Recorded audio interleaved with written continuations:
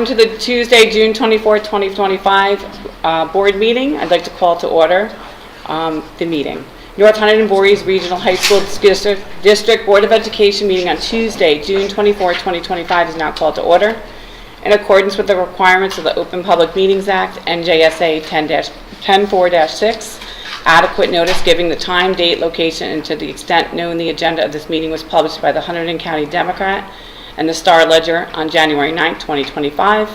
In addition, notice of this meeting has been posted on North Hunterdon High School and Voorhees High School, provided to the municipal clerks of Bethlehem Township, Califon Borough, Town of Clinton, Clinton Township, Franklin Township, Glen Borough, Hampton Borough, Highbridge Borough, Lebanon Township, Tewksbury Township, and Union Township, as well as other interested parties, and posted on the district website. Fire exits are located in the direction indicated. If alerted to fire, please move in a calm and orderly fashion to the nearest smoke-free exit. Restrooms are located through the doors behind the desk and to the right as indicated. At this time, please silence all cell phones. Roll call, please. Christina Kegman. Here. Brian Chapman. Here. Dr. Deeney. Here. Nicole Gallo. Here. Tara Hintz. Beth Coltron. Here. Rich Lordy. Here. Gotta get it right. Brendan McIsaac. Here. Cynthia Ray. Here. Kimberly Salina. Here. Daniel Spanton. And Jessica Leo. Here. You have quorum. Thank you. Can we rise for the flag salute, please? I pledge allegiance to the flag of the United States of America and to the republic for which it stands, one nation, under God, indivisible, with liberty and justice for all.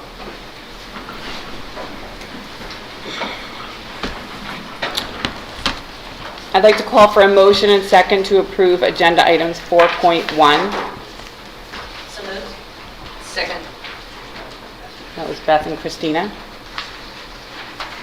All in favor? Aye. Any nays or abstentions? Any discussion on those? Is there any discussion on those minutes? Okay.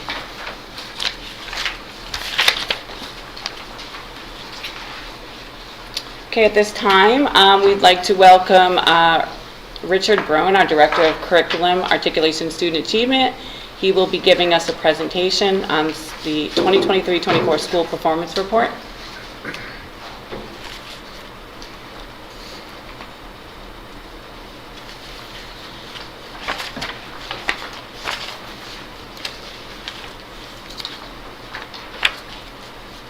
Well, good evening, everyone.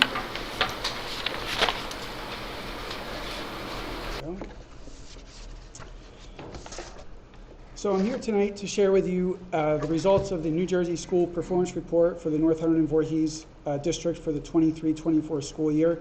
I know that we just finished the 24-25 school year, but we recently received the 23-24 report, so we wanted to share some highlights from that report with you. So the entire agenda, or the entire presentation is linked in the agenda, but I'm just going to go over some of the highlights here.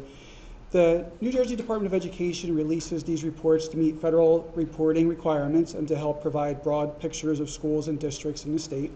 I'll be presenting information from the district report, but reports are also available for each of the individual schools. You can find all of the schools and districts in the states, the reports for those reports for all of the schools and districts at njschooldata.org.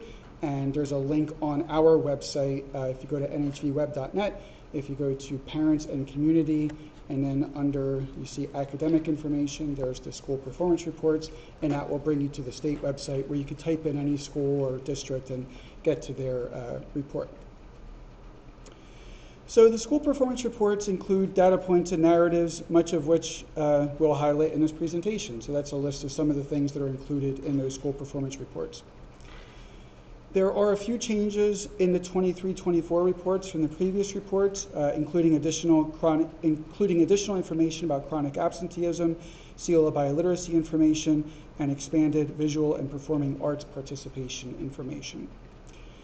So as we move into the data points, I always want to preface it by saying what I do before every presentation is that the students who are part of the academy and or full-time vocational school district students are not included in this because they're part of the Hunterdon County Vocational School District report. So that's why you'll see that our enrollment here says 1,924 students. We actually have around 2,400 students in our district, so around 500 students that we have in our building every day and that we teach are not included in this report. But you'll see here that our enrollment has slightly decreased over the last 3 years.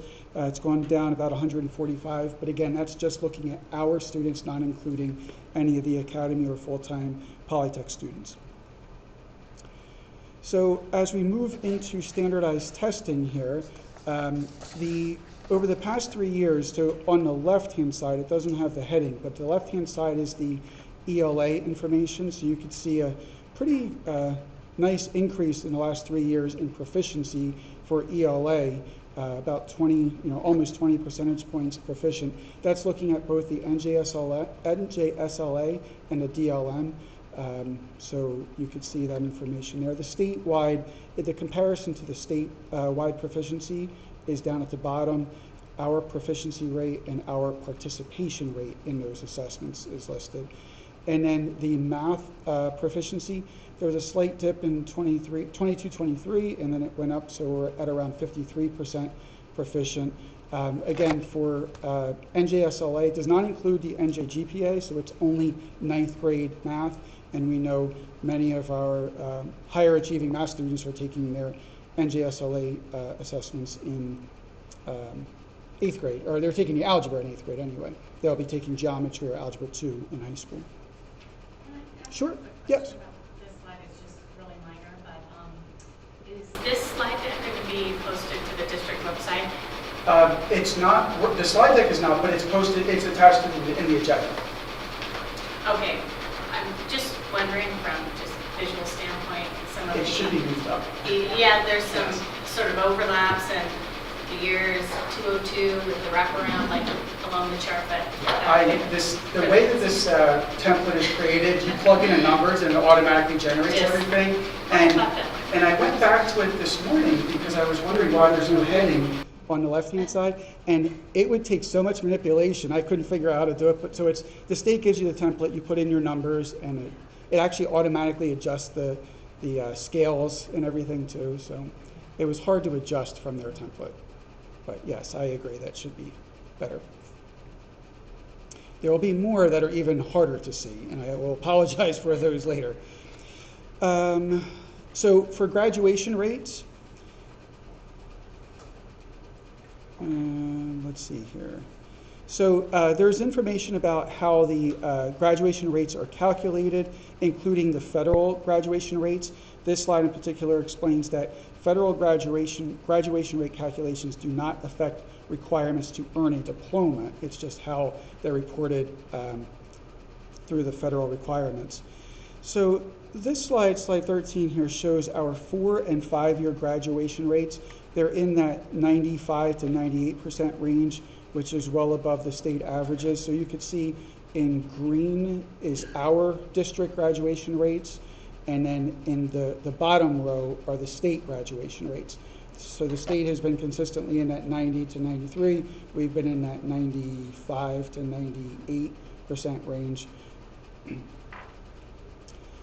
And then our federal graduation rates are shown here, and they're at 95 and 96%, which are both above the state rate. So again, the state rates are shown below, and our rates are shown in green there. So now we'll move into attendance. So for attendance, this shows the chronic absenteeism rate. So chronic absenteeism is defined as students who are absent 10% or more of the school days. That includes both excused and unexcused absences. So for the 23-24 school year, 17.7% of our students were chronically absent, whereas the rate across the state for that year was 14.9%. So again, in green, our rates, and the state rate is below that. Just a quick Sure. question on that. So this is as the entire, you're showing K through 12. So, So- yes, thank you for bringing that up. So the state rate is including K through 12. Okay, because you know, because I'm just looking at the individual schools. So for example, you know, Voorhees has a higher amount of absences by percentage-wise than the number that we're showing here. Right. So I just think it would be helpful to pull out just the high school district Oh, no, numbers if possible. the chronic absenteeism rate, the green is ours, but yes, the Okay. state rate is K-12. It's all students in the state. Oh, I see, okay. Yes, yes. Okay. But again, so Voorhees' number is higher than that. Well, this is our district average. Right. Yes. But I also think it's helpful in evaluating what's happening within Oh, schools absolutely, to sure. see, you know, by school what's happening. Yeah, we're presenting the district information now, but obviously we do a close Okay. look at the individual school reports as Okay. well. Yes. Can I add something else to, or another question? Because if this is comparing K to 12, there's not as many, I mean, maybe I'm making a general assumption, but I wouldn't think there would be as many K to 8 absences as there are in high school. Correct. So you're not getting any data where it's strictly percentage for So high then school? this one is, so this Okay. one shows by grade for us. So it shows the district by grade and the state by that grade. So you could see, for example, in our district, 10% of our students in grade 9 were chronically absent, whereas 15% across the state were chronically absent. The 10th and 11th grades were very similar, you know, our district to the state. And then where the difference really comes in is the seniors in our district. The state average, 21% of the seniors across the state were chronically absent, whereas 27% of our students, their senior year was chronically absent. So that's the information that is really most useful to us, besides breaking it down by school, you know, to look at it that way. Yes.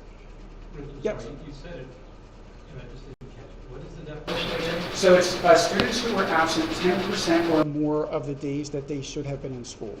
So if they were in school for a full year, that's 18 or more absences, Regardless of. excused or unexcused, correct? I think Yes, you're welcome.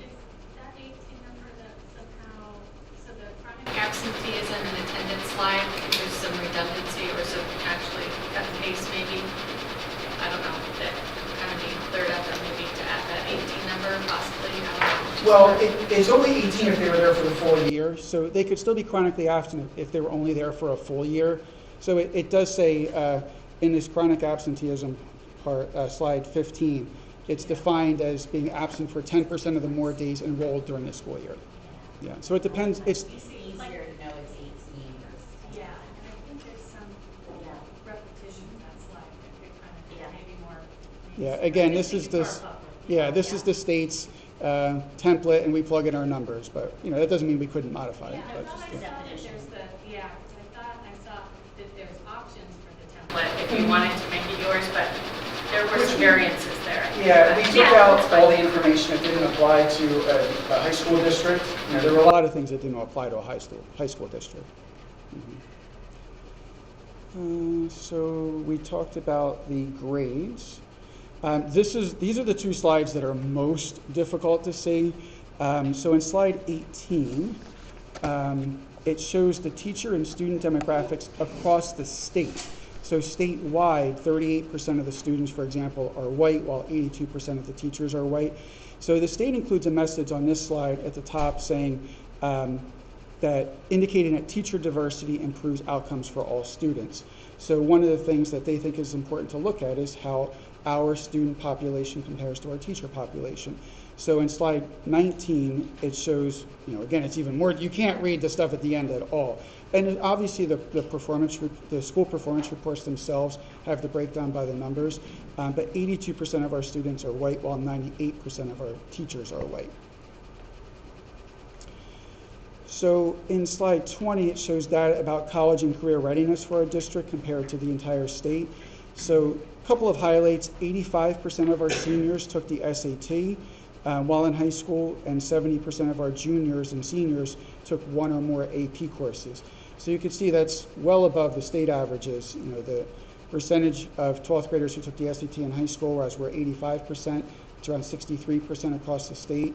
The percentage of juniors and seniors enrolled in one or more AP courses, 70% in our district, 36% across the state, so we're about double the state numbers there.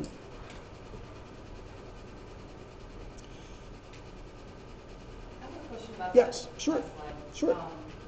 The industry valued credentials, so. Are students doing that on their own? Are we supporting them with that? That's like certifications for a certain industry organization? That's mostly through the Polytech program. So, okay. Which is a good question because they would have to be share time students because otherwise they wouldn't be counting in this. So those are the students who are in a part-time program. Yes, yes. So if you were to look at this for the Hunterdon County Vocational School District, I think you would see a lot more, but many of them are our students. So, yeah. So moving into visual and performing arts with slide 21, 64.5% of our students were enrolled in an arts course during the 23-24 school year. That's compared to 51% of high school students across the state. And you can see most of those students are in a visual arts course. So this slide 22 shows student safety information. There's 3.33 incidents occurring during the 23-24 school year per 100 students in the district. And again, we're taking about 500 students out. So that is higher than the number of incidents across the state at 2.35 per 100 students enrolled. And then this shows the student supports and services. So again, these ratios will be wildly off because we took 500 students out because of the academies and the Polytech programs. But you can see the various ratios, students to teachers, students to administrators, et cetera, students to safety specialists, those kinds of things. So I don't understand. So we removed 500? No, we don't, but that's what the state, those are the official numbers from the state. Okay. So We didn't adjust the ratios. It was already done. it's already done for us. Okay. Yes, yes. But really, for example, our social worker is like 2,400 to 1. Our teachers might be like 15 to 1 or whatever, 14 to 1, whatever it might be. Quick Sure. question. The visual and performing arts side, Yes. I honestly have no idea. Is dance and drama not a courses that are offered here? So we do offer a drama course. We put together that curriculum a few years ago. It has not run since we put it together. I will say that we are required by the state to have a curriculum for dance and drama. Most schools do not have them, just because of the difficulty in finding people to teach it and for students to take it. So we do have on the books dance and drama curricula, but Nobody can enroll in it. we do not offer dance. We have offered drama, just not enough students have signed up for it the run. So it's in the course catalog? It is, unless we pulled it out recently. We may have pulled it out. I don't remember seeing drama. But that was around, right during COVID, I think, was when we put that course together, but it never ran in that time, so we may have pulled it from the course I catalog. would say for both percentages to be Zero. It has to be Yeah, not offered. not offered. I agree with you. Yeah. Have we offered a dance? We have never offered a dance program, no. It would take a great deal of money to put together a dance studio and a lot of work to find a dance teacher. Is there no gym space? Is that why? I know, I used to work in a school that implemented a dance program, and they built a whole studio for that program, which was a great expense. But yeah, I mean, to do it right, you kind of need more than a gym. You need, I just remember my sister being a dance major and the kinds of things in a dance studio. But no, we have never offered a dance program. We have a full-time program at Somerset County Yes. Vocational School District, and we do seven down Oh, there. okay. So we have 2 or 3 a year, I think, that usually go to that. And it's, Okay. But it might be interesting to get a sense of whether a drama program would be, that students would be open to it now that we're past COVID. I think we've seen both at Voorhees and North that the theater programs that they actually have Correct. are really participated and people enjoy it. It'd be interesting just to see whether there would be interest in having that course. Yeah, survey the kids, exactly. And I know that the people who had that certification, Yeah. or one of the people who had that certification has since retired, so that's another issue with it too, yes. Time a survey was out to see if the students wanted to be in drama. Mike, do you remember when we last offered that course? 2 years ago. 2 years ago, And they just didn't sign up. right. Have you seen the numbers for the theater programs going up? The theater numbers are good. It's just hard to fit it into your schedule, is what it comes down to. It's the same thing that, that band has and all the music programs. It's hard to fit it into your schedule. I mean, we'd love to offer it. It would be great to offer it to our students. So we could certainly reach out to students and see if it's something that we should put back on the book. Yeah. Because it could be done similar to the way some of the music programs are, which is after school, but you're still getting credit for it. Right. For those students that are interested potentially. So another slide that the state has here are just different ways that people can get involved in the schools. And I listed some of the ways that people can get involved in our schools. For example, the parent advisory committees, booster clubs, the Ed Foundations, music association, theater association, PTSA, PTSO, and obviously our school climate circles as well. I know that we asked questions throughout, but were there any other questions that you had about this presentation? Go ahead. I'm just, the ways to engage in our schools, is that an exhaustive list? Not necessarily, no, there's just some highlights. Mhm. Sure. Sure, absolutely. Sure. In the very beginning, it's slide number 9 with all the math and ELA scores. Yes. Can you just remind us what DLM is? You know NJSLA. So DLM is the dynamic learning map, so that's for some of our students with severe learning disabilities. And that we never have enough students who take that test to publicly report the results. So I think the threshold is you need to have 10 students take the assessment in order to present the results, and we've always been just under that. But that's what that assessment is. Okay, so is that integrated into these It's still numbers? integrated into this. Okay. We just don't report the results though. Yes, yes. So, I think something that would be, I guess, I have 2 questions. First is, could we get this data broken out by school?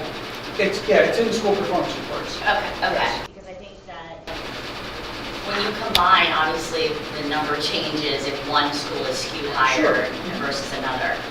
My other question is, so in light of this information, what are we, as a board, can we do to help with an increase in some of these numbers compared to other schools in the state?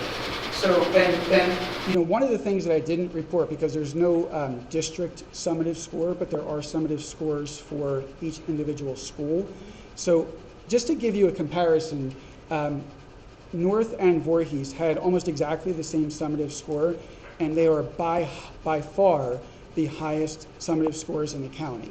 So, when I say that, so North Hunterdon was a 65.2, that's out of 100. Voorhees was 65.5. The other schools, the other high schools in Hunterdon County were between 30 and 50. So, we're well, much higher than that.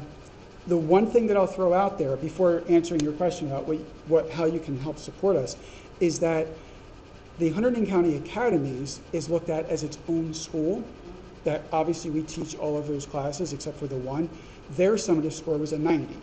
So if you were to add those students into ours, it would be even higher, obviously.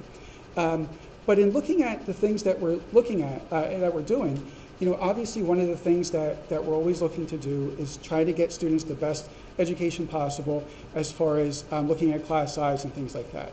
So that's always the ask, is to look at our class size, and we do our best to keep it. Obviously we keep it between 15 and 30, but in some of those tested subject areas, we're still between 15 and 30, but try to keep it, maybe between 15 and 25, in that range. But other than that, I think that we have what we need. We have the support, and we're doing what we can to, get great results. I even look at the sending schools, and just to let you know, like, how much those summative scores vary, they go anywhere between a 24 and a 74. So there's a lot of a range there, and that was just the middle schools. But yeah. The colleges are becoming more and more competitive for students to get into. Sure. And so where we can assist them to be, I know we look at Hunterdon County a lot, but they're being compared against a lot of students in the state of New Jersey, right? And so I think it becomes important for us to maybe even evaluate what other districts outside of Hunterdon are doing to better prepare their high school students. Yeah, and one of the things that we look at a lot is comparing us to what used to be, the state hasn't done it since the year 2000, but the DFG, the district factor grouping, so they used to rate all schools on an A through J scale, with A being the poorest, J being the wealthiest, and we were an I district. So when things like this come out, we do look at what used to be considered the I districts, just to get a better sense of how we're performing in relation to them. And we perform, pretty well in relation to those districts. Mm-hmm. So having this information, although it's from the 324, Yes. what's the, in your leadership, what's the next step of what we'll do with this information and how will it benefit? So before, this was published in April to the public. We get embargoed reports before that, and then before that we put together our narrative. So I think it's in November that we write all the narratives. So they're all, if you go to the school performance report at the end, there are all these narratives as well. But during that time, when we get the embargoed results, we go through it to find out, is there anything that we're reporting incorrectly? And every year you catch one more thing that is reported incorrectly. And one of the things that we're mostly focused on now is the chronic absenteeism. So we're pretty convinced that our chronic absenteeism is going to go down significantly next year because of the fact that if a student is on a field trip, we're marking them absent, but they're doing a school-related event. So I know we've talked a lot about things like that in our committee, but we just look through all the data, make sure that everything is being reported correctly, and address those areas where it's not being reported correctly. So that's a big part of it, is everything being reported correctly? And then once we do that, then we can get into the specific details of what we can do to make our programs even better. So, yes? As we go forward with the strategic plan and we're trying to look at student performance, I do think it would be helpful, sort of building on Beth's point, and I think a little bit of what Angela shared, always the ability to see one building and the other building. But I do think, we are ill-served by the academy students not counting in a lot of the state level reporting, because it paints a picture of our students who are performing a little bit lower in ELA and math, despite the fact that we are educating those academy students in ELA and math. I realize the state will always try to sort them out differently, but I think it would be useful for us to see, the North building, the Voorhees building, and the same data if we were to include the academy kids. I think that gives a more accurate picture of the global performance of our kids, despite the fact that the state doesn't report it or see it that way. And next month, we'll be reporting the NJGPA results, and we could very easily show, because we have those results, so we know them, so we can certainly... I realize there's an asterisk element. Sure. I think it gives us a more accurate picture. And then I think the other point, you touched upon it a little bit, in going back to the K-8s and sort of how they're doing on their assessments, and it's sort of a mixed bag that we inherit and then we sort of work with. Have you been able to see where districts who might be comparably sized and comparably socioeconomically situated, that when they are a K-12 system, what they tend to do in terms of performance indicators? I know we put a lot of energy into articulation, but obviously it's sort of it's articulation and sort of hoping that it sort of works in terms of the kids coming into our buildings versus a district level control over a curriculum all the way through. I would be curious to find out if comparably sized K-12 systems see a little bit of a better performance because they sort of have that curricular control all the way through, where we sort of only get into that in the transition. Yeah, and many of those districts, I used to work in two pretty large K-12 districts. Many of them have, as you know, like a K-5 supervisor and then a 6-12 supervisor. So it helps to, for each subject area. So it helps to keep everybody informed throughout the K-12 district. So yeah, there are definitely some districts. There are about 6 or 7 regional high school districts that I regularly compare ourselves to, but you also want to look at districts that are K-12, like Parsippany and things like that, that have a different way of going about it because they are K-12. So I guess I'm mostly curious if there's a dividend that is realized by virtue of an articulated K-12 curriculum versus us articulating but then really only having control starting with grade 9. yeah, and it's definitely something we'll look into. Absolutely. It sounds like Could become anecdotal, right? But because you're never going to find the right comparison. But maybe we could make it part of the regionalization, the ask for the regionalization study is to look for those dividends. If they're there, yeah. They're there, Yeah. or that there's not. Right. Right, but if they find 3 school districts to compare to, I think we need to make sure we don't put too much emphasis on the results. Because it's not statistically probably definitive. But I think if we could get the regionalization study to take that as an angle, because I think we've been talking about it from a financial perspective, but this is really why we want to, the purpose of our If existence there is a this. performance. Yeah. And talking about sharing other results, including subgroups in that too, as a way of, what our subgroups are, how are they performing, and just to ensure that we are looking at all students and what we're doing. And those are all included in the actual report. Yeah. That's what, again, this is just to give the highlights, to get you a taste of it and to dig deeper into those. Obviously, we do that at the building level and look at all those specific results. It's a pretty thorough, I think it's like 30-some pages and maybe 40-some pages. So our teams do go through that line by line, looking at what we can do to be better. Mm-hmm. Yes. so back to the Proficiency rates. Yeah. So it's clear that the proficiency rates on ELAs significantly outpacing or improving quicker than math. Yes. Do you know why that is? Yes. So for the most part, if we were a K-12 district, those numbers would be very different. Because the students in 9th grade, if they already took Algebra 1, then they're doing geometry, the results for geometry across the state are around 70% or lower.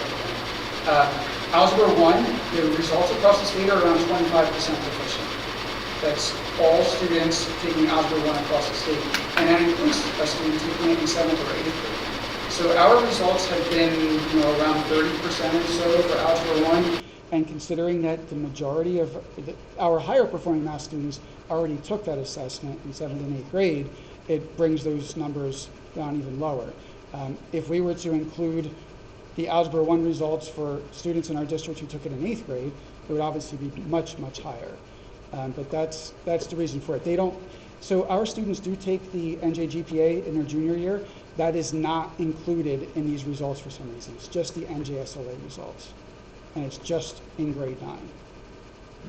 do you have A different benchmark than comparing it to state proficiency, or is that the bar that you look at? Meaning, like, do you have a target that you want to be at, like math is at 52.8%? Do you have a target that you want to be at, or do you just compare it to the state-wide proficiency? When we first get the results, the only thing that we know are our results and the state results. that? I understand. Yeah, and then usually around January or so, they'll release all of the results for all of the districts. So then at that point, we take a deep dive into all of them. So we look at, obviously the Hunterdon County schools. We look at those that used to be designated as the IDFG groups. There are certain other schools that we look at. And we perform pretty favorably to those schools. But we don't get that in a time where it's really actionable. It's just reacting to what we see from the other schools. I guess The question would be, say, coming into the school year, do you have, say, like a target? Like, hey, we want to be 60%, 70% proficient. Forget what the state proficiency is. Right. You guys set your own internal goal proficiency for It's, the kids? I would love for it to be 100%. Of That's our course. goal, you know? Right. But you try to be a little bit better than the year before. You know, that's So the really goal is to improve. to improve. There isn't a set, like, Our goal is to hit 70%, 80%. Our goal is to teach the students math, in this case. You know, and if they have a thorough understanding of the math that they're learning, they'll perform well on these assessments. But our goal is to teach them as well as we can to move on to the next grade and to be successful in that next course. You just want to improve a little bit each year, the best that you can, but knowing that there's a lot of things outside of your control with this. And some students, we see it, they just click through it and don't care. So we try to, the teachers work very hard to explain to students how important this is for us to evaluate our programs, but the school year is over and we don't have the results for the NJSLA now. So we can't use it to inform our instruction. Right. I think what Brandon had mentioned before, I think if we drill down a little bit deeper, like statewide proficiency is great, I kind of like to know the county, like kind of. Which we do. Yeah, like kind of summarize it in there, just to, I think it would be a little bit easier for us to kind of And have a better unfortunately, idea what when we're we doing. have to present this information, all that we know is ours in the state. Right, I So understand. later on, and it might be something that we can include in the, for example, when we're presenting the NJGPA results next month, we could give a follow-up. I think we did this in committee, though, about how, once all that information came out, we went over in committee how those scores compared to the other schools that we're comparing ourselves to. That's typically how we handle it. Results at that point also help you try and prepare and change or update the common assessments as well? So then, is there any recording factor comparing the common assessments compared to the state assessments every year of what's working and what's not? So, yeah, we get what's called, there's two things. One, we do get a report that's called a standards report, and what it shows is how our students did compared, it breaks it down by school, and it shows statewide on each standard. It rates it from the most difficult to the easiest, and what we do is pinpoint the standards that we struggled in, especially the ones that we were below the state average, or if two schools were different, identify those standards as something to focus on. And that's what they look at in those in-service days. The other thing that we do is a correlation report. When we get the NJSLA results, we'll do a correlation study between the common assessments and the NJSLA and see which ones correlate the best. What we've seen so far is that geometry, especially honors geometry, especially all of the honors courses, there's a pretty strong correlation, and the correlations drop off a little bit as you go down in levels, but we try to use those to inform the revisions that we do to those assessments as well. And not just the common assessments, but all of the assessments, because we really do want students to have an accurate understanding of how they're doing in the course in relation to the standards. When they get these results, they should not be a surprise to them, because the information that we've been providing throughout the year should be similar to them.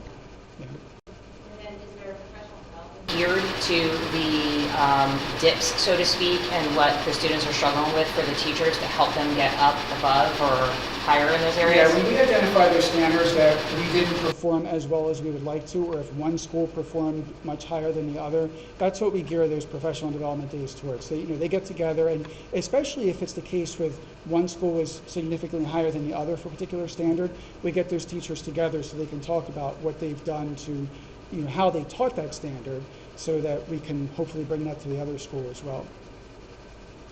If I could, and I realize I'm perhaps jumping a little bit ahead to the curriculum report, but you sort of brought up something in that report about how, yes, you do see a trend that the different academic honors versus CP versus lower performance students, how they are tending to perform on assessments.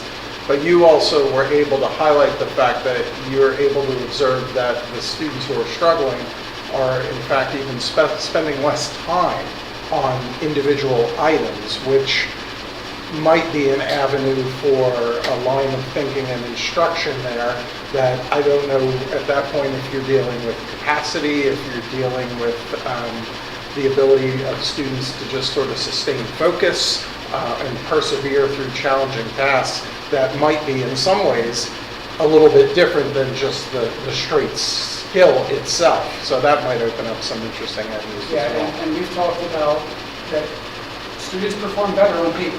Right. I mean, they definitely do. They prefer reading on paper, they prefer doing the work on paper, and all of the assessments are computerized. And we definitely saw a dip when we moved to computer assessments. Any other questions? One more. Sure. So This is kind of more like not pertaining to this. So in your opinion, has there been a change or a shift in the way math is being taught?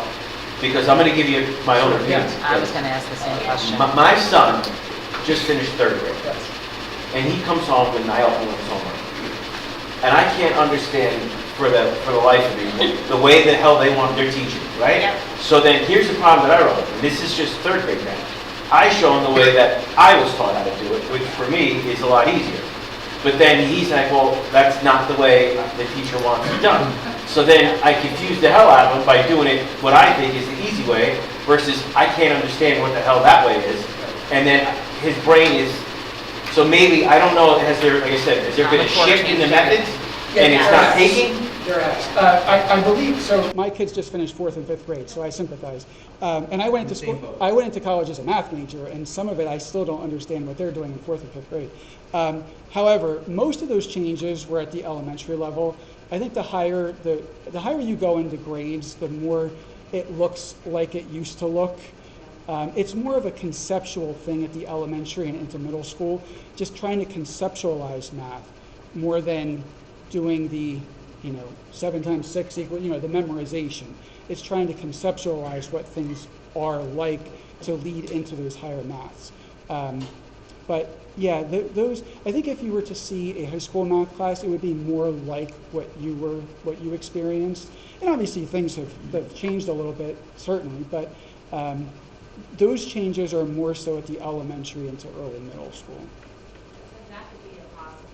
Of having concerns by the time they get up here to take the algebra because it might be not working properly for their minds to adhere to it, so to speak. Like, is there a way that we could possibly gear some of the math back to the way it was kind of taught, but still stay within the NJL, like into the guidelines? So maybe do like a test to kind of figure out? We do have a math teacher coach who works with mostly with the 8th grade students, but all of the middle schools. And we do have a lot of conversations about things like that with the math department. But the reality is that they're using textbooks, and one of the things and they're going to teach like the textbook teaches it for the most part. So one of the things that we're trying to do is get people more on the same page with the textbooks that they use to teach that content throughout the different grades. And I think that there's been some good movement, as people are ready to adopt a new textbook, they want to find out what the other sending schools are using and get feedback from them. So if we have a consistent approach, then we can adjust accordingly. It's when we have all over the place that it's hard to adjust. But yeah, we're definitely having those conversations. Yeah. Correct me if I'm wrong, but I feel like I sort of remember another point that you brought up, that when you look at our sending districts, the number of kids, the percentage of kids in each of those districts who are actually taking algebra by grade 8, there's a wide variety, everywhere from 20% upwards to like 60%, I sort of recall, which kind of tells us that there's just obviously some vast differences in programs, how kids are being sort of promoted or identified. And some schools are 60% of their kids are coming to us having already taken Algebra 1. Other districts, it's only 20%. And again, I realize our hands are somewhat tied because it's not a K-12 curriculum, and we can't dictate to those programs. We can have the conversations that you're having. I don't know, and I'd have to imagine the sending districts themselves are aware of some of those discrepancies. Whether or not that spurs conversation, action, and change, I don't know, and that remains to be seen. So I share that information with them. Okay. When we get all of the results from the NJSLA, I look at all those numbers and what percent are and everything, and I share that with the superintendents of the sending districts so we can have those conversations. And it has led to a lot of conversations, especially with the curriculum supervisors of those districts, and different things that we can do to work together to get more students in those more challenging classes. So, yeah. I think it's important to add that is because from experience, I can tell you that when my kids, both my oldest, when he came through middle school, it was not made clear the impact of going into an Algebra 1 class versus into geometry, and the impact it has on the overall, the math classes and the prerequisites that you have to have in order to take the classes that you want. So there definitely is some sort of discrepancy and alignment there that's happening. So, yeah. Any other questions? All right, well, thank you so much for your time. If I could quickly provide more specifics about that theater question. So the last time we offered it in our course selections was 23, 24. We had 3 students from Voorhees select to take it and 0 from North. So that's kind of what happened to that course. It kind of went away and it wasn't taken for children. Thank you. Well, is it possible to offer it, but have a minimum? That's what we have to read it now, yeah. What is the minimum? 15. 15. And is there a way to, just to put an extra question on that, is there a way to communicate to parents that you've added classes to the curriculum that are new from prior years? Because the parents may not even know and suggest it to their kids. Again, it comes down to a lot of communication between the parents and the school district, I think. Yeah, but Rich had mentioned that Somerset offers, Dance, yeah, right? but I was just saying, is that something that our kids can use, but it's full, you said it's the Yeah. program. Is it a full-time program or a half-time program?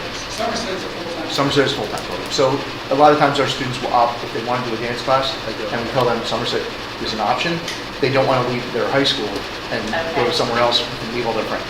So if they're really serious about dance, we have students take advantage of it. And unfortunately, it's not a program here. I know, yeah. Yeah. But again, we'll do a better job of communicating those courses and make sure that everybody knows about it, students and parents, and then we'll see whether or not we get more students that want to take it. You know, again, if we get enough students to take it, we run the course. Just keeping everyone informed. Yes, Yeah. Thank you, Rich. We'll move on to the Chief School Administrator's report, report on harassment, intimidation, and bullying. Thank you, Kim. Before I get into some of those fun things, let me talk about some highlights that we have. First of all, I do want to mention we had our graduation ceremonies on June 12th, class of 2025. We had great weather. Got a little warm near the end of North, but no rain, and that's always a blessing. So we're thankful for that. North Hunterdon graduated 376 seniors. Voorhees graduated 243. We wish all of them the best in their future endeavors. We thank you for all the board members who attended. And those that weren't to attend, if you had a chance to see it online, I think it's still posted. You might want to look at some highlights, and it's great. I know we had some of our board members have graduates, and so congratulations to all of you as well that had some on that field. So I do want to send a congratulations to Charlie Hopka. Charlie is a North Hunterdon music teacher. He has been named a finalist for the Master Music Teacher Award for the New Jersey Music Educators Association. Just being a finalist is a pretty good, remarkable honor for Charlie, and we're very proud of him. So we'll keep you, in the know of how far he advances in that process. So I believe they said it's November that we get that. We start to narrow down. On June 3rd, the cast and crew of Fiddler on the Roof, Voorhees High School's most recent production this past spring, performed at the Paper Mill Playhouse Rising Star Award ceremony. They received 9 overall nominations, which is really incredible. This is the first time in at least the last 40 years, I was told, that Voorhees students have been invited to showcase their talents at the Paper Mill Playhouse. Just to get there is an honor. Then they had 9 nominations for awards. And it's basically like a Tony's Award type production, if you can imagine that. That's what they use this as. And Mr. Andrew Fink, musical director at Voorhees High School, won the Best Music Director overall. So very proud of That's Mr. Fink as well. fantastic. Yes. And then on Monday, June 2nd, students and staff from the North Hunterdon Theater Organization were nominated for Best Lighting and Best Production Set Design at the 2025 Bergen PAC High School Musical Awards. So another award ceremony. We're really killing it in our theater program. So that goes right along to what we were talking about with. Exactly. So I was saying, like, With some of our classes, so, we definitely have the interest in it, it's whether or not the students can fit it in their schedule, and combine it as an academic portion of their day. And then I do want to mention, we have our STEM camps and our Spanish immersion camps that are coming up soon, for all of our incoming freshmen, and, all of our incoming freshmen are invited to participate as well as our current students, and, drama camp will also be taking place shortly after that. These are camps that are run at North Hunterdon, but they are district-wide camps, and we do try to encourage our upcoming ninth graders to attend as well, so. Rich, I'd Yes. be curious, like, given the success that our students are having in drama and competition, like, if we were to ask those kids, like, why, what is potentially standing between them and the opportunity for drama courses here, I'd be curious what they would share. That's a great idea, we can ask them directly, yeah, and then we can get that answer. Yeah. Yeah. I was also thinking that the theater program's so good that they might want to just stick with that because they seem to have so much success in it that they're just looking at it more of that way, that's what is in their mind in Foresight because everyone's going to the plays, there's a lot of recognition on it, there's a lot of other things that they can get out of it, so maybe they're not even thinking drama in lieu of the theater, where it would be a great idea to kind of ask them. Yeah, I have a lot of things that I could probably tell you probably the reasons, but instead of speculating, I think, let's ask the kids and find out why. So, Yeah. Yep. All right. Moving on with the rest of the agenda, we have our report on harassment, intimidation, and bullying. Since our last meeting, we had 3 cases reported, 1 at Voorhees, 2 at North. All 3 of them were unfounded, so we have no founded cases this month. And then we do need a call for a motion and a second for our Second. kid cases that were reported in last month. I have Brian and Nicole. All in favor? Aye. Any nays or abstentions? Thank you. And then the monthly reports are there for your information if you have any questions. Rich, I got a question. You said, I just want to make sure I'm understanding. You said the cases all were unfounded? Correct. Am I reading this wrong? The document? So the document that's on here is the ones that you are. Oh, that's what reading you from go last to the month. week purple. So those are the ones that we reported to you last Put month? the one on the agenda, but it's for. These you'll vote on. last Yeah, month. gotcha. We'll be voting on them Next month. Okay, moving forward, School Board President's Report. Annual goal setting and regular meeting has been moved. It's Monday, July 21st, 6 p.m. here in the district office. Also, deadline to submit nominating petitions for school board vacancies to the county clerk's office is July 28th. Deadline is 4 p.m. At this time, we will have opportunity for our public to comment. During this portion of the meeting, the public is invited to address the Board of Education with comments. You are requested to sign the register provided and to state your name, municipality of residence, group affiliation if applicable, and direct your comments to the school board president. While all comments will be considered by the Board of Education, a response may be forthcoming if and when appropriate. Individual school board members may not respond to the speakers at the time of their appearance. The public comment maximum will allocate who would have been respectful and non-defamatory and maintain a level of appropriate for a public meeting where students may be present and in the audience.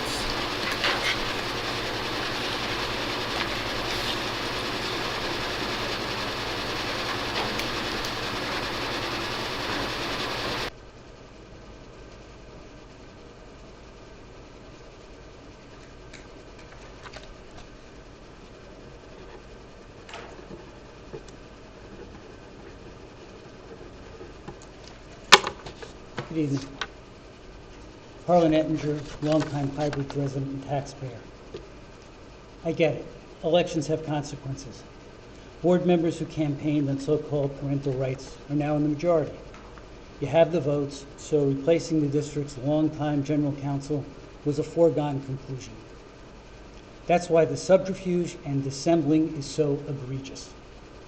It was obvious where the majority was going from the moment we moved to replace the Comigno firm as the district's general counsel. I can only surmise that the Comigno firm advised against taking Let's Talk About It off the library shelves, but I suspect that replacing the firm is payback for that advice. Although you took great pains not to say so out loud, I surmise that you went shopping for lawyers who will support policy changes that make it easier to ban books and to eliminate protections for students who are not, or who are not perceived as cisgendered heterosexuals. Despite the lengthy obfuscations and refusal to answer the questions posed by other board members seeking to know why the ad hoc committee chose the law firms it did, it seems obvious to me. The DeFrancesco firm doesn't have a track record in education, but it is a longtime Republican Party stalwart. No surprise that you're rewarding them with the role of general counsel. Schenck Price does have a respected education practice, but I think you chose them because Mark Zinnemer, a partner in the firm, has advised districts that abolished Policy 5756, the transgender student policy, and because he represents districts that are in litigation with the New Jersey Attorney General over attempts by those districts to require parental notification. Giacobbe also represents a district that rescinded Policy 5756 and is in litigation with the AG over attempts by that district to require parental notification. Giacobbe also has a reputation for opposing Oprah requests at Hunterdon Central. Again, I surmise that you went with him as your Oprah attorney because you've been embarrassed by having your machinations revealed through Oprah disclosure. So let's find out. So that's what Dr. Rodak and Dr. Joey said, that's why it's tabled, or excuse me, not tabled, that's why it's been pulled, and they're going to speak to that. We want to make sure. So what are we pulling? 11. Okay.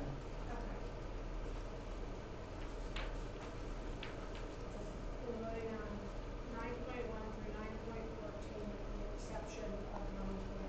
Correct. Motion's on the table. Yes, there's a motion on the table, and there's discussion, or is there any other discussion? Nothing? All in favor? Aye. Any nays or abstentions?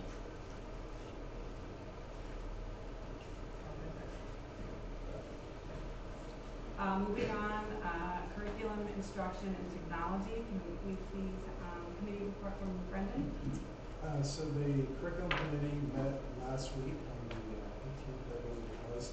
There were a few items that were topics of discussion. One of them was attendance, and kind of speaking back to some of what Rich Brown was sharing.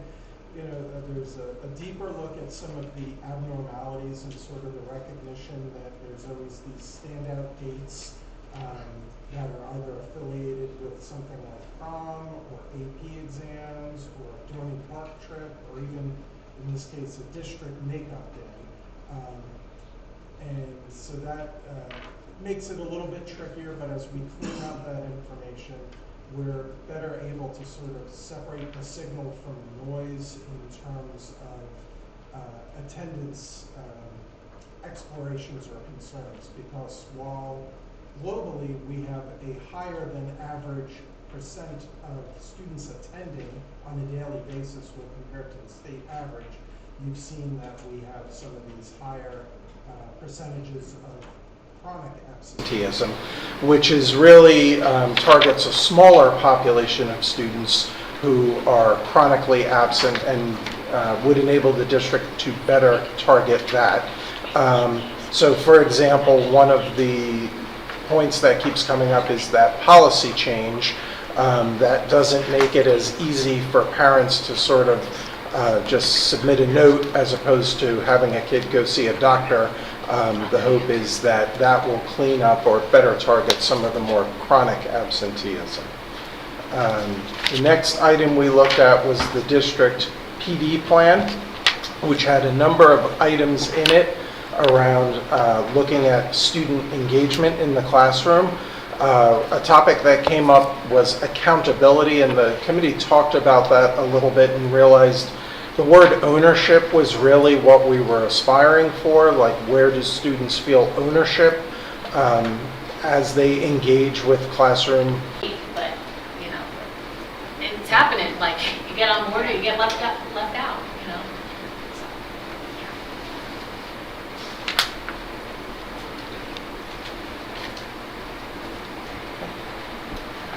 that's it.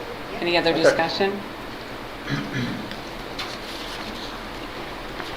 With that being said, can I have a motion and a second to approve agenda items 10.1 through 10.4?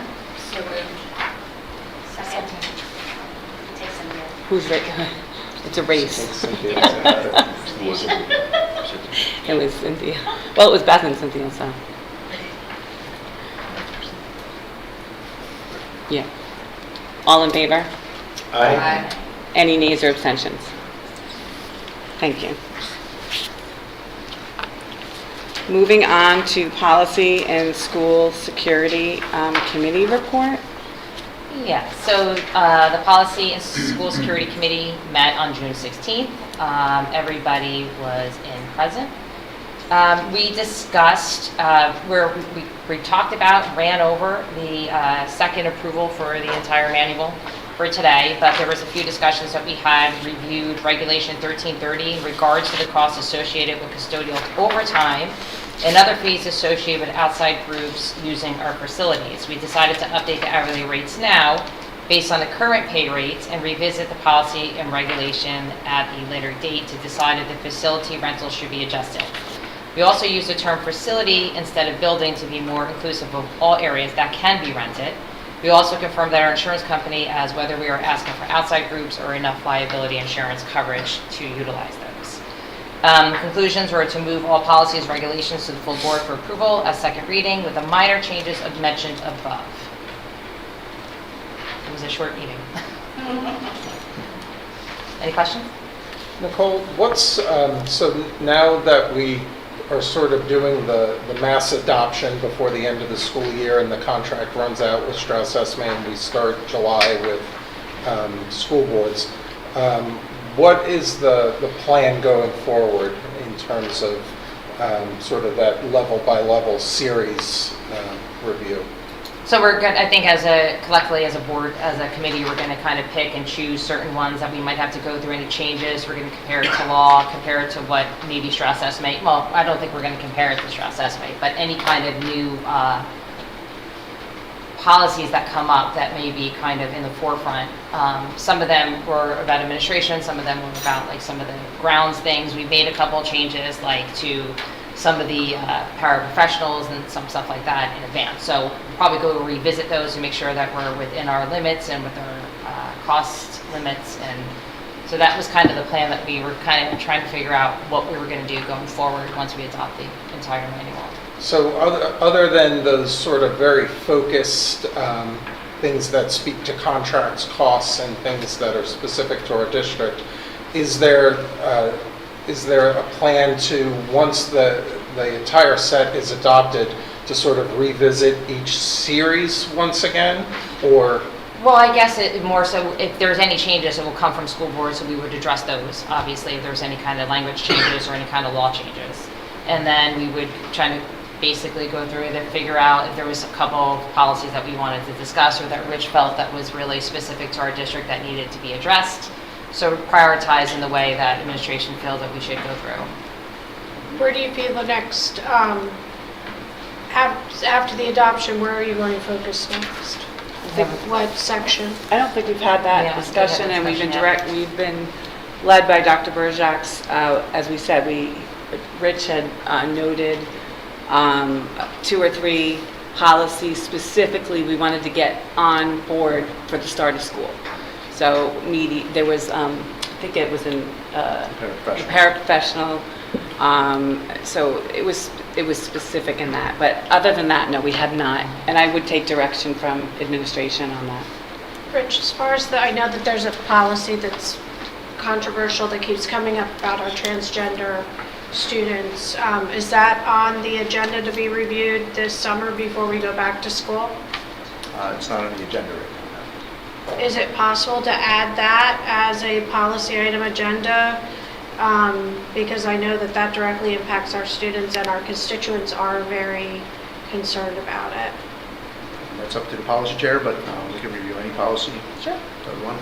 That's a great suggestion. My goal, Brian has actually started a spreadsheet that as we went through this process, a lot of little language changes that we didn't want to get into the minutia of for this large scale adoption. And that would be my plan, is to go through that list, look at those little language changes, and make sure that those are updated to what we think it should be. We can also review whole policies if we wanted to. If There you is do, that one in particular, though, regarding, or it directly impacts a majority, not a majority, a population of our students, and I think it's important that we take a look at that and address any changes that might need to be addressed before we enter the school year. We can definitely look at that. if anyone has any questions about that, please forward your questions to the policy chair, copy myself and Dr. Burjax, so we're aware, and of course. I think we had also talked about the fact that some of the, whether it was the library materials or the course materials, that we were going to have to align it with the, I think it's called the right to read. I don't know exactly what it's called, but make sure that it was consistent with what the law has. So we can, I think we're going to maybe just double check that with school boards to make sure that what they provided to us is consistent with that legislation as well. We did ask about that, and that Okay. was something they said was consistent at this point, but they're continuing to evaluate it based on that law's Okay. adoption. And so there might be a revision to that that's going to come out soon. Okay.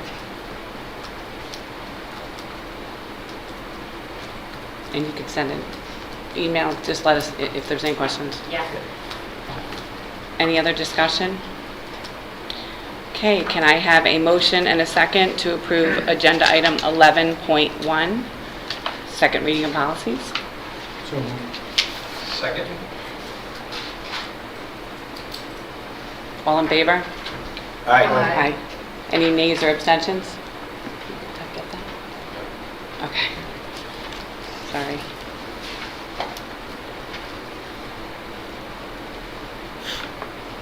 Okay, I'd like to move forward for Finance, Facilities, and Transportation Committee report. Dan, please. We met on June 16th at 6:30. Everybody was in attendance. This is a long list. I'm not going to go item by item because a lot of these are, many of these are just kind of year-end renewals. But if you have any questions on anything specific, but I am going to highlight some of these as I go down. One of them was the application for agreement with the New Jersey Cash Management Fund that Christina brought up earlier. I think that we kind of discussed it then, but that this gives us the opportunity to participate in that program and get some higher interest rates. So that right now we're just approving the agreement so that we have the opportunity to do that if needed. And what Doug was saying in the meeting was that that's something that changes kind of annually. So sometimes it's better than Citizens Bank, and sometimes Citizens Bank is better. So we would have the option to kind of go back and forth as needed. Items 12.3 and 12.4 are just the approvals to participate in that school regionalization efficiency program that we've discussed it previously. I don't think you reported on this full list at the meeting, right? So one of the first one, 12.3, is for us to be the lead agency with the one that we've discussed. And we have, I believe, Clinton Township, Highbridge, Franklin, Union.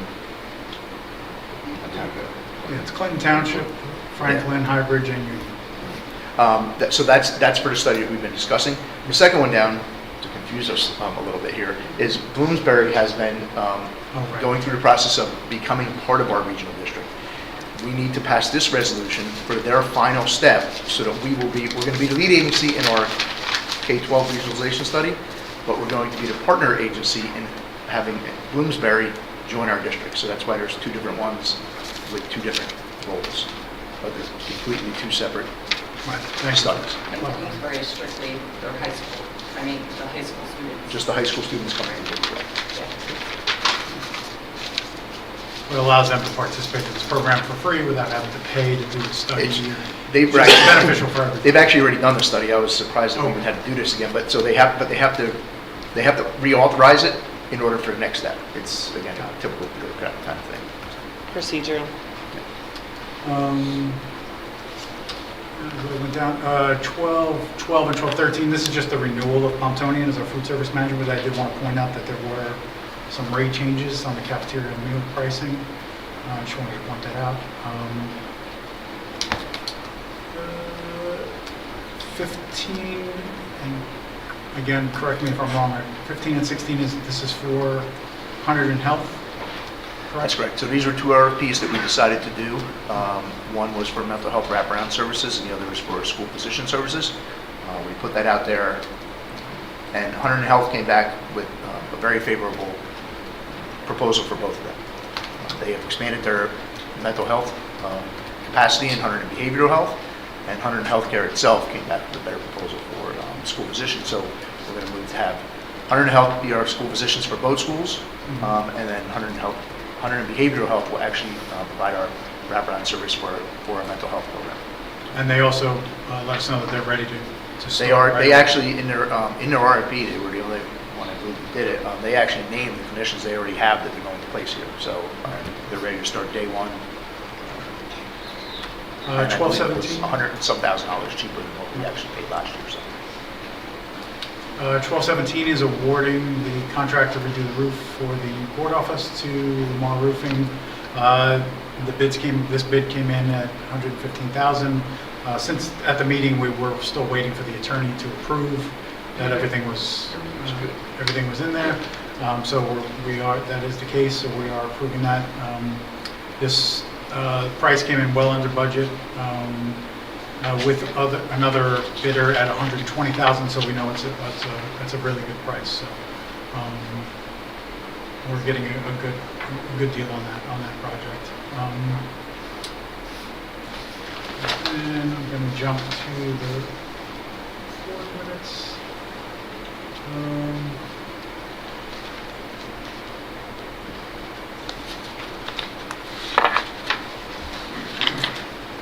Just to items we discussed, we did talk about, which came up last meeting, about Oprah requests.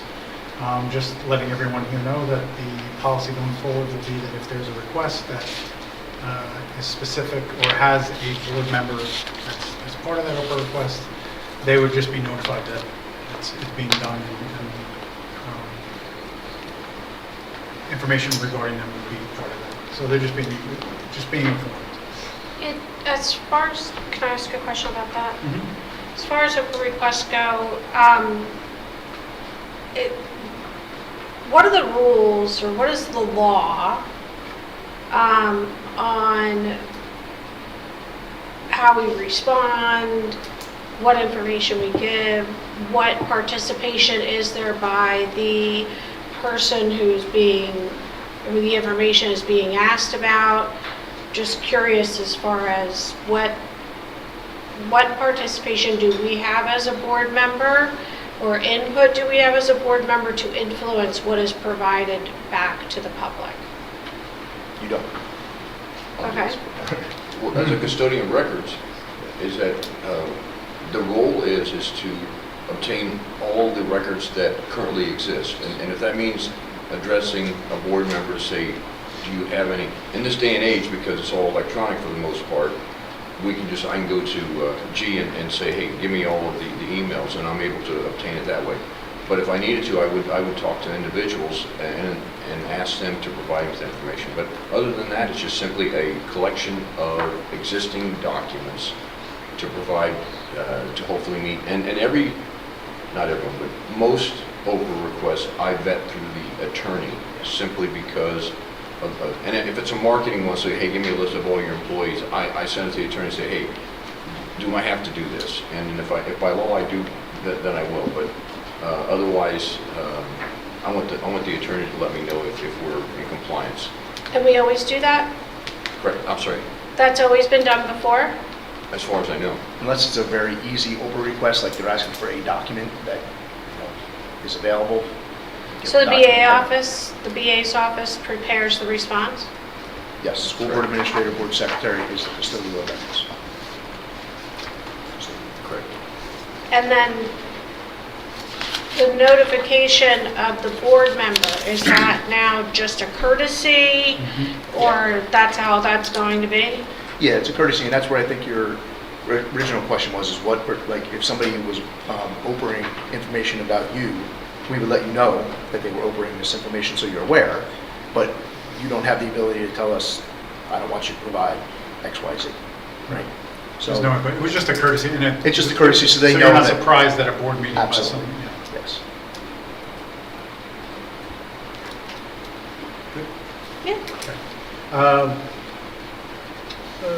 Another discussion we had were advertising is going to go out for sinkhole repair.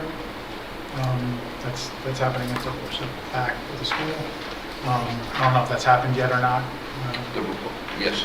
The advertisements went out? Yeah. And then the bids for that are supposed to be scheduled for July 10th? Correct. Hopefully to have it in front of the board at the next meeting. Okay.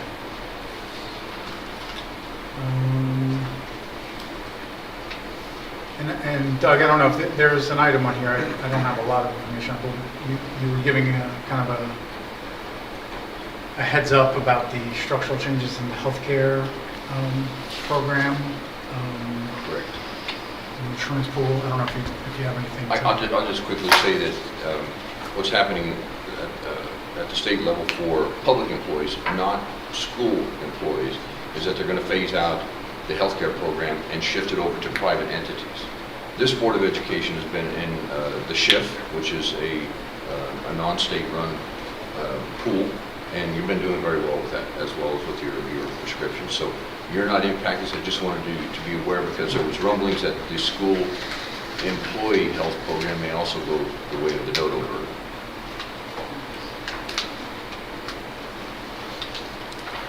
I believe that is it. Anybody has any questions? Yes? Yeah, I had a question on the Hunterdon price list. Yes. So it looks like 90% of the food items, they increased by like 10 cents. Do we have anything from them that indicates whether they're tied into that for the entire school year, or do they have the ability to increase prices again, given the economies and everything? They're usually tied in for the year. Okay. They ask for that at the beginning of Yeah. the year, and then they try to live by that as they go to the whole Okay, year. good. If there's a real issue, I'm sure they'll come up in it. Okay, that sounds good. Rich, do you know the approximate ballpark, the amount of servings per day? Servings in our cafeteria? Yeah. I have no idea. Meaning how many students How many use the kids? cafeteria? Well, I was just reading over the contract, and it says that we guarantee a minimum of 174 servings per day. I was just curious what we're actually serving per day. I'm sure we're well over 100. I assumed, Yeah. but I didn't want to assume, so. Because they eat at all different, like they serve breakfast, they serve a lunch, Yeah, they're it's there sort of for a la after carte throughout the day. school. They're going way above 174. Yeah. Okay. In the end, our food services program, the manager there does a great job. When I'm at the student advisory committees each year, she's usually there at least at one of them, if not at more than one, asking the students what they like, what they don't like, what they'd like to see. You know, a lot of student feedback, a lot of student voice in regards to what the cafeteria provides, and they do that because they want to sell things, right? But it's also because they want our kids to, feel comfortable using the services. So. And where does the price list get published? Is that on the website? It's on the, it's attached to the minutes. No. For the parents. population. Sorry. For parents and students. Yeah, I don't know if we do publish that anywhere. I think it's on our board agenda, approving those prices, and then they're published at school. We might want to look into that, like just get that information out there. So here's the 2025, 2026 cafeteria school food pricing, and whether that's an email or newsletter or whatever is a communication or. We could probably just post it, list it on the website, can't we? Yeah, I don't know, do Under that too, but I'm students? just not sure how much hits, like if you're not looking, Oh, like, you know what yeah. I'm saying? Somebody's got to go digging for it as opposed to sending it or getting it to them. Or just put it under the students, isn't there's a tab? We'll look into communication. Yeah. There's got to be a better way, yeah. It's different than, again, an elementary Yeah. setting where everyone's buying the same lunch, and it's a lot of a la carte stuff. They have their lunch price, but as far as how many kids are actually buying just the school lunch, that's a lot different than kids that are buying a sandwich, a bag of chips. No, I understand. This list would be enough in my mind, just the list that's on the agenda, let's just get it out there. I think that, and also making sure parents understand the different methods of payment. Because when you have whatever that special one is, pay school, Yep. Oh, the online payment? Yes, there's a pretty significant surcharge. To fund it, you're saying? What? To fund it? To fund it. Yeah, I've run into that, yeah. Yeah. So what would you like, I'm sorry. Just as part of any communication regarding the school lunch program would be to also Beth is talking to identify identifying the online the online payment. payments and the What's the surcharge? What? Every time you load it. Every time you load it? Electronic. Electronically. If you're using like a credit card to fund it, like an ATM versus a bank account. Right. I mean, Is there any other, I don't have any I think children. you can do a bank account. And then Is there any there's- other way to fund it? Can a student come in and say, I want to put on my I don't know how account? it is here. I don't think so. No. You could do a Yeah, check, they'll paper do it. check Yes. for Union Touch, but I don't know if that's allowed here. Yeah, charge. But, Oh. well, if you debit from your bank account, it's the same as a check, but it shouldn't be a surcharge for that. As a banker, Yeah. I'm wondering how much they're surcharging you for electronic Sending it. processing. Yeah, they are. They're doing it. They are. But it's also illegal in the state of New Jersey Yeah. to surcharge on debit cards. Correct. That's good to know. So they shouldn't be doing that. If we're using our debit card on that portal, there should be no surcharge and they're in violation of Visa policies. All right, I'll follow up. This is what I do for a living, in case anyone- It's a lot of that. Yeah, let him know. Yeah. We're going to look Send you into the what, details. what the system is that we currently use. Because on if surcharges. it's our portal, or if it's our portal and It's our we're, portal, yeah. and we're managing it, then who's doing our merchant services? That's who we should be I speaking believe we're to. managing. I don't think Tom Tony is, but. Yeah, but I'll find out. we have to have a processor that sits behind us that processes those payments for us, and we need to look at who that processor is and what they're charging. I can certainly, but if we're not in compliance and we're being overcharged on rates for processing credit cards, when a lot of our fees process through credit cards. Yeah, that's a that good we point. And collect. checks, your check is, you could use a check, with your, But an ACH debit, which is the other option, which is the same numbers that are on, usually in most cases, that are on the bottom of your check, or a debit card, neither one of those methods should be surcharged at all. Because there's a minimal fee for ACH debits, and there's no surcharge available for ACH debits technically. And then there should be no legal surcharge allowed on debit cards as well. that's a good catch. Okay, yeah. Can we check, definitely check that. Yeah, So- it's typical how that. Can you pay surcharge, cash Even in arcade 8, in there? if you use the Cash. They system. do, they discriminate. Yeah, they don't want to take that. So when you load money on So it. they don't take cash. No. They have the school system. They can pay, right? Pay Central, whatever it is. Is there any other methods? You bring check in. No, at the cafe, at the point of sale. So you either have, The only other thing is to charge it, and we do have students that charge the meal because they don't have money that day, or their account is right, below limit. They don't deny the student food, but then we have Does to go follow up. into the negative, I know Yeah. that for a So- fact. so there's really only one method, is what you're saying. Yeah. Because if they don't accept cash, Yeah. You there's have one to method. use your student ID to pay for it, but that has to be loaded behind the Correct. scenes Yeah. electronically Correct. or by somebody walking in with a check. Correct. Yes. And not very many people walk around with checks.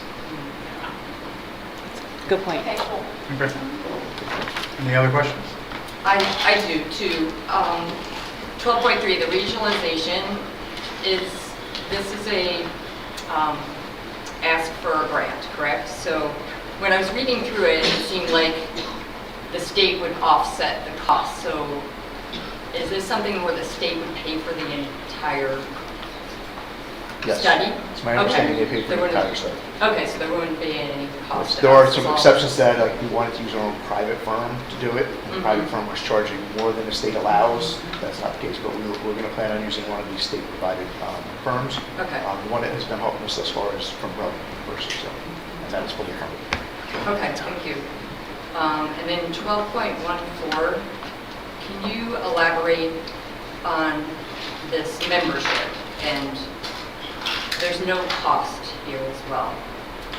The NJ Stride membership. Yeah, so NJ Stride is a consortium that we belong to. It is the, I always forget the acronym, but it's basically recruitment in diverse educators. So that what they focus on is making sure that as being part of this consortium, We are saying that we as a district are open to all diverse candidates for our positions. And then we also get access to a job fair each year where they advertise our positions that we have, participate. It's a virtual job fair, and then that is the advantage that we get from it. And we've had a few candidates over the years that can come from us. Without this, we're still open to diverse candidates. Yes. Right? What this does So- is it sends a message to those diverse candidates that we are part of a consortium that promotes this and that we are open to hiring everybody. So it's a way Okay, to so it's more giving a message. it's just a message out there, yeah, and a recruitment tool.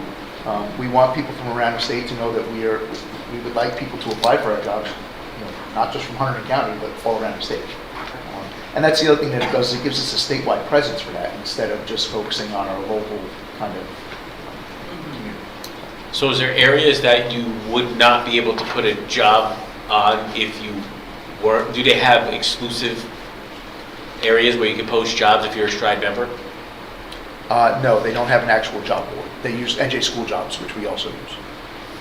Okay, so you couldn't, there's not, they said differently, you wouldn't be excluded anywhere if you, like, there's no advantage No, again, outside of having the it's no advantage to say that we are part of this consortium. We believe in the purpose of it and, Right. and the mission of it, and that we are supporting it by being a part of Yep, it. understood.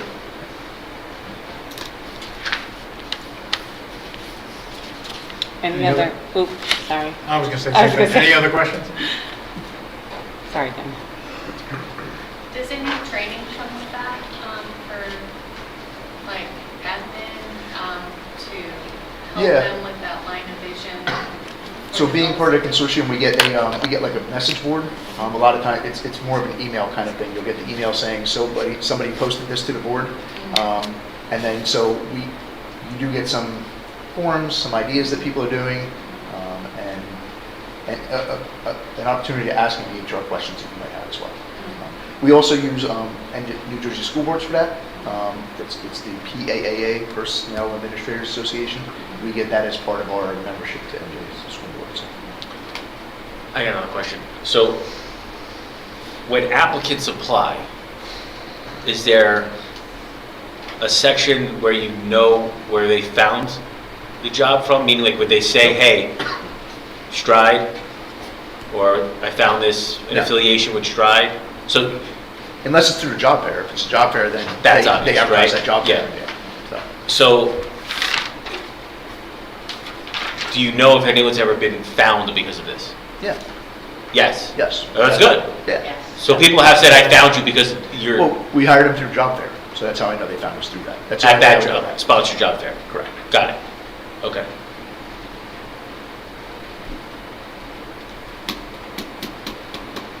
You want to ask again? Good, no, we're good. And we're good? Okay. All in favor? Aye. Oh, I'm sorry. We We need a motion and a second, sorry. So moved. Christina, I need a second. Cynthia Reyes, sorry. All in favor? Aye. Any nays or abstentions? I vote no to 1214. 12-14. Yeah. Okay, thank you.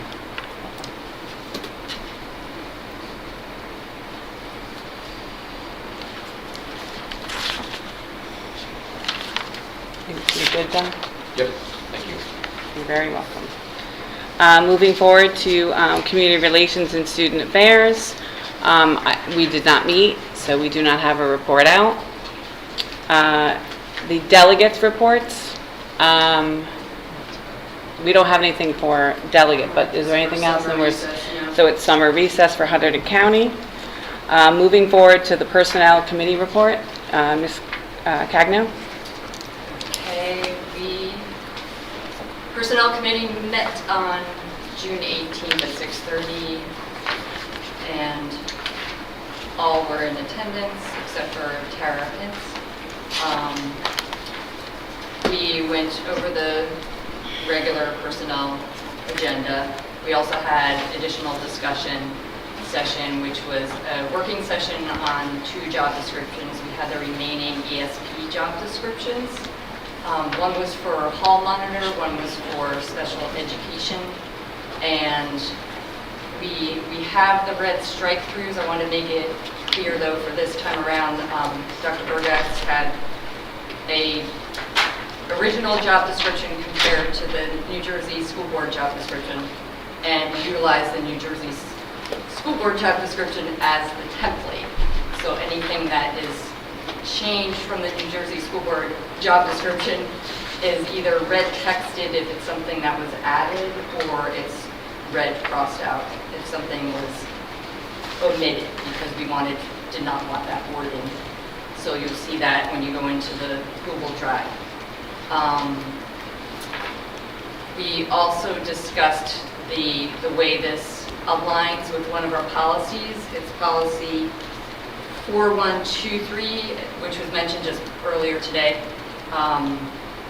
which is the paraprofessional policy. So this led us to compare those two because the qualifications within that policy needed to align with our job description for these positions. So that was brought up with the policy committee report out. Let's see if there's anything else. So the next piece, or next steps with job descriptions is we want to attend to this right away for hiring purposes. So we're going to move back to looking at our organizational chart and moving from top down with job descriptions that need to be updated. So that's our next steps, probably trying to accomplish 2 job descriptions per meeting. Any questions? And that's with administrative input. Rich has been guiding us with adding certain job descriptions as needed as we go into the new school year. So you may see ones come ahead of it, so. It wasn't clear, when you did the comparison with policy, did you find something we need to address in policy to match the job description? So there was, but it was previously fixed. So the substitute certificate forever had been 60 credits or more. Okay, that's the one. It then got lowered down to 30, but because of the fact that they were changing it, we just have it saying must meet New Jersey school substitute eligibility. Or paraprofessional certification? Or Is that paraprofessional, the other yeah. one? Yeah. And So you it can- stays generic and we don't have to keep. Exactly. And you couldn't see those, they were, the red line, so you can see what was changed, the verbiage in that. And that is it. Any questions for Christina?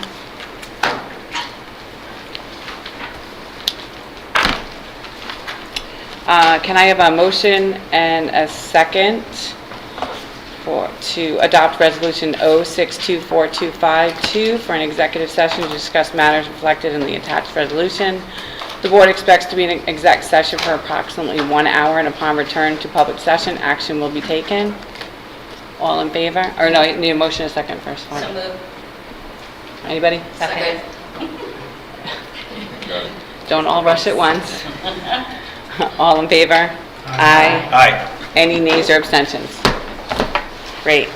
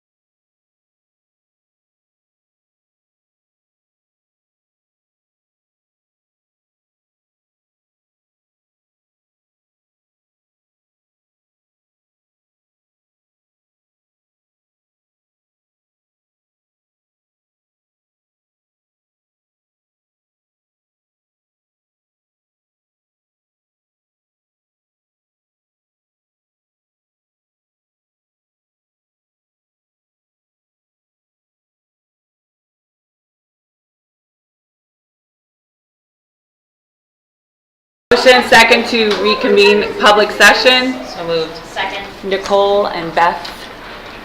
All in favor? Aye. Any nays or abstentions? I need a motion and second to approve agenda items 18.1.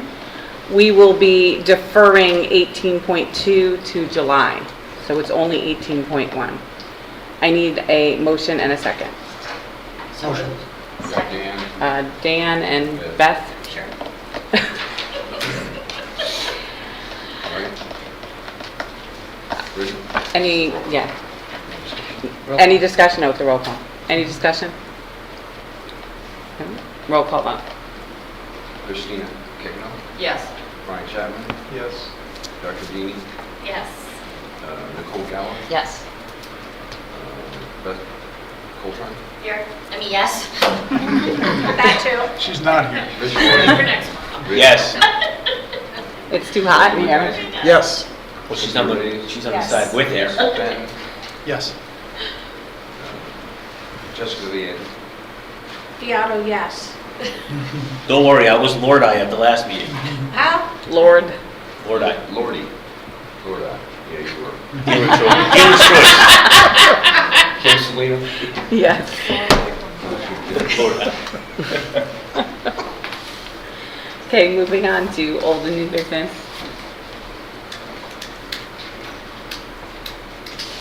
Okay, seeing none, can I have a motion and a second to adjourn? Motion. Second. So that was Nicole Gallo and Angela Dini. wow. All in favor? Aye. Any nays or abstentions? Thank you, everyone. All right.